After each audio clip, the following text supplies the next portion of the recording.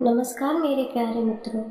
आज हम इस वीडियो के माध्यम से आपको बताएंगे कि श्री कृष्ण जी ने गरुड़ महाराज को एक कथा सुनाई थी। पितृपक्ष का समय चल रहा है, ऐसे में गरुड़ पुराण का वाचक या श्रवण करना सभी पापों से मुक्ति देने वाला होता है। यह पुराण भगवान श्री कृष्ण ने अपने भक्त और वाहन गरुड़ जी को सुनाया था।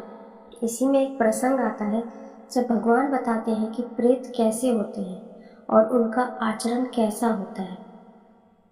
श्री कृष्ण ने सुनाई थी अपने वाहन गरुड़ जी को कथा, तो आइए जानते हैं। एक बार भगवान श्री कृष्ण के भक्त शिष्य और वाहन गरुड़ जी ने मृत्यु के बाद के जीवन के बारे में जिज्ञासा प्रकट की। तब भगवान कृष्ण ने कहा कि हे गरुड़, तुम्हारे अनुरोध पर मैं तुम्हें एक कथा सुनाता हूँ, जिसे सुनकर पता चलता है कि मनुष्य अपने दुष्कर्मों की सजा कैसे भुगतता है। तो आइए जानते हैं। प्राचीन काल में संत पतक नाम के एक विद्वान ने घोर तपस्या करके पापों से मुक्ति हासिल की। वह निर्मल ज्ञान प्राप्त करने के बाद वनवासी हो गए। उनका संपूर्ण जीवन तपस्या में बीत रहा था। एक दिन उनके मन में विचार आया कि मैंने कभी तीर्थ यात्रा नहीं की, जिसके बिना एक सनातन धर्मी का जीवन अधूरा माना जाता है। ऐसा सोचकर संत पतक महान तीर्थों की यात्रा के लिए निकल पड़े। ऋषि संत पतक तीर्थों की यात्रा के लिए निकल पड़े, लेकिन उन्हें अपनी तपस्थली के अतिरिक्त किसी दूसरे क्षेत्र में विचरण करने का अनुभव नहीं था। इसीलिए वह मार्ग से भटक गए और एक घने जंगल में पहुंच गए। वह भूख और प्यास से पीड़ित हो रहे थे। उन्हें किसी सरोवर या तालाब की तलाश थी, लेकिन उस घने डरावने जंगल में कुछ भी दिखाई नहीं दे रहा था। चारों तरफ से सिर्फ हिंसक जानवरों की आवाज ही आ रही थी। उस जंगल में भटकते भटकते संत पतक ऋषि को एक विशाल बरगद का पेड़ दिखाई दिया, जिस पर एक शव लटक रहा था, जिसके साथ 5 प्रेत लिपटे हुए थे। वह उस शव का भक्षण कर रहे थे। इन प्रेतों का स्वरूप बेहद विभत्स था। उनका पूरा शरीर सूखा हुआ था और उनके सभी आंतरिक अंग बाहर दिखाई दे रहे थे। संत पतक को वह मारने के लिए दौड़े। जैसे ही इन भयानक प्रेतों ने संत पतक ऋषि को देखा, वह सभी दौड़ते हुए आए और उन्हें घेर लिया। सभी प्रेत आपस में झगड़ने लगे कि इस मनुष्य को कौन खाएगा। भयभीत होकर संत पतक भगवान से प्रार्थना करने लगे। तब उनकी रक्षा के लिए श्री हरि मणिभद्र यक्ष को भेजा, जिन्होंने अपनी ताकत से उन प्रेतों को बांध लिया और ऋषि संत पतक के चरणों में डाल दिया। मणिभद्र यक्ष की प्रताड़ना और ऋषि संत पतक की जप तप और पूजा के प्रताप से प्रेतों की सद्बुद्धि जगी। उनमें पूर्व जन्म की स्मृति जग गई। वे सभी संत पतक ऋषि से क्षमा मांगने लगे और कहने लगे कि पूर्व जन्म के पापों के कारण हम सभी प्रेतों को यह निकृष्ट योनि प्राप्त हुई है। हमारे नाम है पयुर्षित, सूचिमुख, शीघ्रक, रोधक और लेखक। हे पाप रहित श्री वर, आपके दर्शन करके आपके तप के प्रभाव से हमारी बुद्धि निष्पाप हो गई है।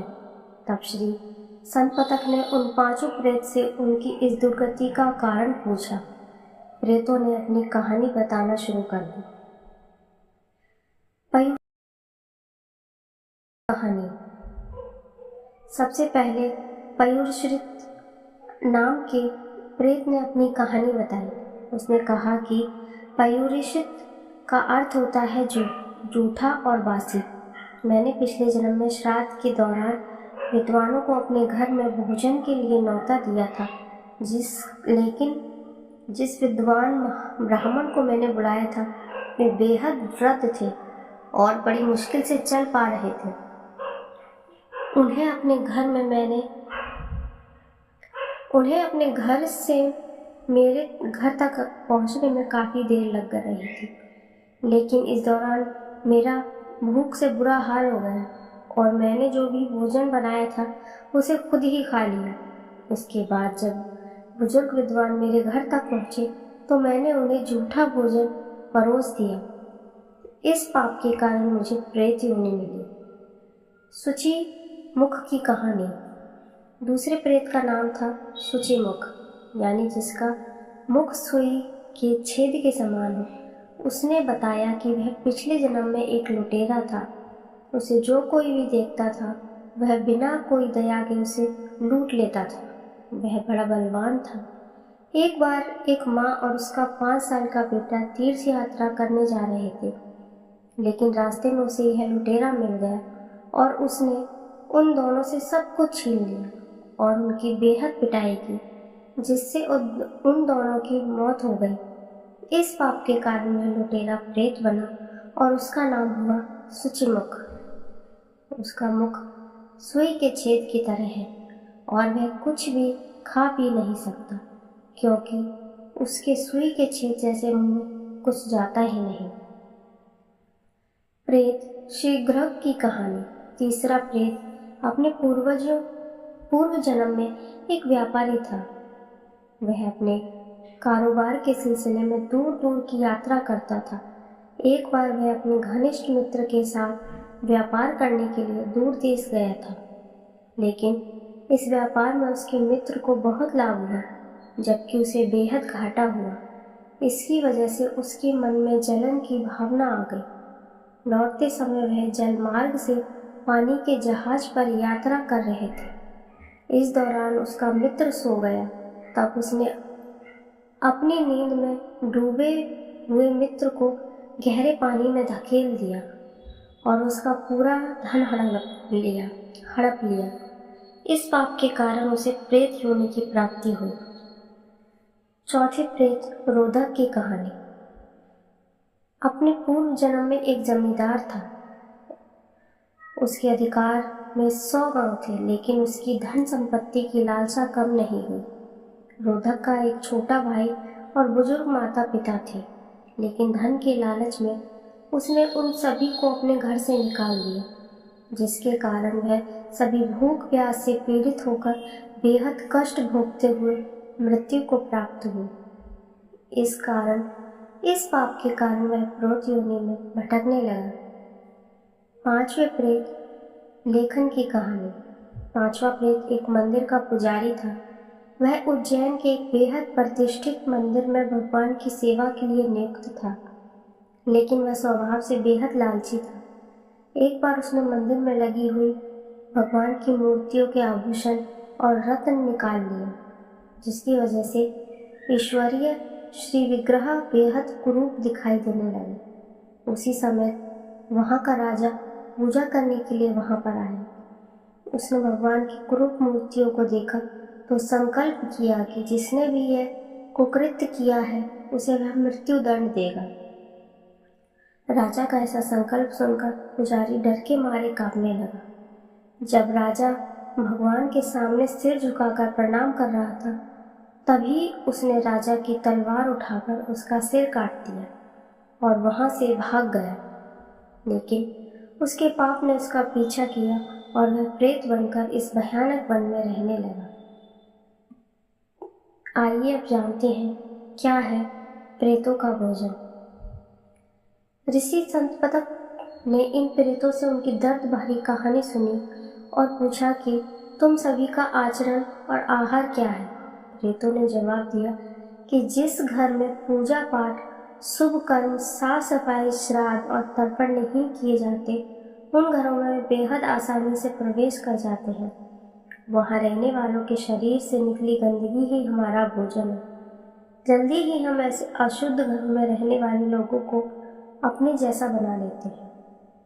हम सभी अज्ञानी, तामसी और मंद बुद्धि हैं और ऐसे ही लोगों के बीच रहना पसंद करते हैं। लेकिन आज आपके सत्संग और तप के प्रभाव के कारण हमारी पूर्व जन्म की स्मृति जग गई।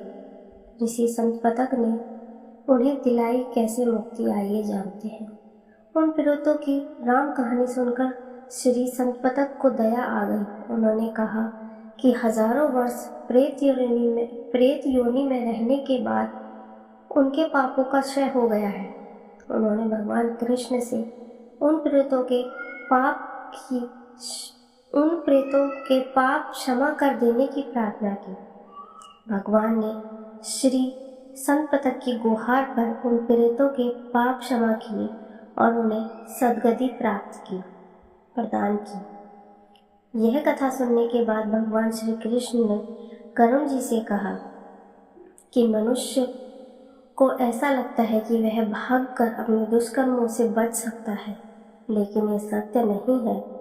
पाप मनुष्य के पीछे चलता है और आखिरकार उसे शिकार बना ही लेता है। इसीलिए पाप से दूर रहना चाहिए। यदि गलती से कोई पाप भी हो जाए तो उसके लिए तुरंत पश्चाताप करते हुए क्षमा मांगनी चाहिए। मनुष्य प्रतिदिन हजारों कर्म करता है। उन कर्मों में पाप और पुण्य दोनों होते हैं, जिनके प्रभाव से बचने के लिए उसे अपने सभी कर्म मुझे अर्थात श्री कृष्ण को समर्पित करना चाहिए और निष्काम जीवन व्यतीत करना चाहिए। कहानी आपको कैसी लगी हमें कमेंट में ज़रूर बताएं। कहानी अगर पसंद आई है तो इसे लाइक, शेयर और चैनल को सब्सक्राइब ज़रूर करें। धन्यवाद।